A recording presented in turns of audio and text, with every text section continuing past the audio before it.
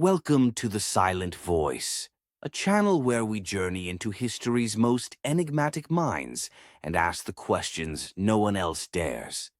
Today we explore the life of Emanuel Swedenborg, the man who claimed to draw maps of heaven.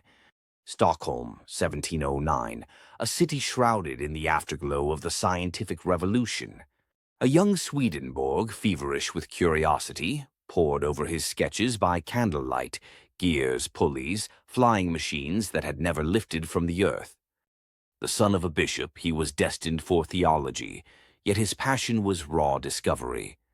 By his 20s, he was one of Europe's most prolific inventors, proposing a submarine, a flying airship, and even a mechanical calculating machine, a forerunner to the modern computer.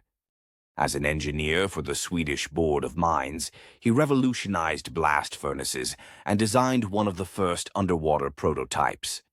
His scientific papers earned him membership in the Royal Swedish Academy of Sciences, and he became an advisor to the king himself.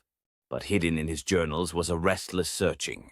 Long before he saw angels, he mapped the minerals beneath the earth, dissected the human brain to understand consciousness, and always searched, for the soul. Then, in 1743, everything changed. He began to dream, not with the idle absurdity of sleep, but with startling clarity.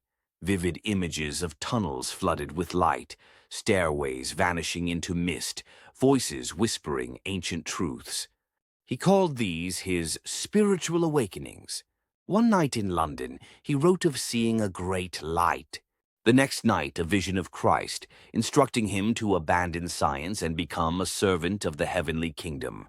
From that moment, Swedenborg believed he could cross the boundary between worlds at will. Each human being, he wrote, spiritually dwells either in heaven or in hell, even while walking upon the earth. So began his most ambitious project, mapping the afterlife. In his magnum opus, Heaven and Hell, Swedenborg charts three distinct realms. Heaven, a city of crystalline gardens and radiant communities, each soul gravitating to those who share its innermost loves. Hell, by contrast, is not fire and sulfur, but a landscape shaped by obsession and selfishness, beautiful but twisted, warped by the soul's desires, some described as endless deserts, others as shadowed labyrinths. Between these, the world of spirits, a misty, shifting country where the journey of the soul continues after death. He describes libraries filled with living knowledge, palaces built entirely from music, forests that shimmer with the presence of angels. Heaven is hierarchy by affinity, a network fused not by doctrines, wealth, or nations, but by the essence of individual love. The damned, too, create their own kingdoms, ruled not so much by demons, but the tyrannies of the self. Swedenborg's vision was as radical as it was detailed. He wrote over 30 volumes, each more intricate and hallucinatory than the last. Instead of preaching dogma, he insisted that true life after death was a reflection of inner character. Where you belong is not determined by what you say, but what you cherish. A map drawn upon the heart. His influence is astonishing. The Romantic poet William Blake borrowed Swedenborg's cosmology for his own prophetic epics. Carl Jung mined his visions of the psyche and the afterlife.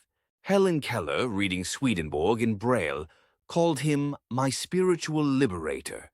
Secret societies like the Freemasons and the Hermetic Order of the Golden Dawn found in his books a blueprint for hidden worlds, borrowing his mirrored heavens for their rituals and metaphysics. 19th-century spiritualists clung to his method. That contact with the afterlife was not madness, but a science of experience. But was it? Even in his own century, whispers followed him, whispers of a brilliant mind unraveling. Were these visions the flowering of genius, or its fracture? Modern psychologists speculate. Did spiritual ecstasy disguise the onset of psychosis? Swedenborg himself would not have cared. Spiritual things, he wrote, cannot be proven by reason alone. They must be lived. Science or spirituality? Reason or revelation? Swedenborg stands astride the border, one foot in the laboratory, one in the clouds. For over 2 centuries, readers have debated the same question. Did he truly glimpse a realm beyond this life?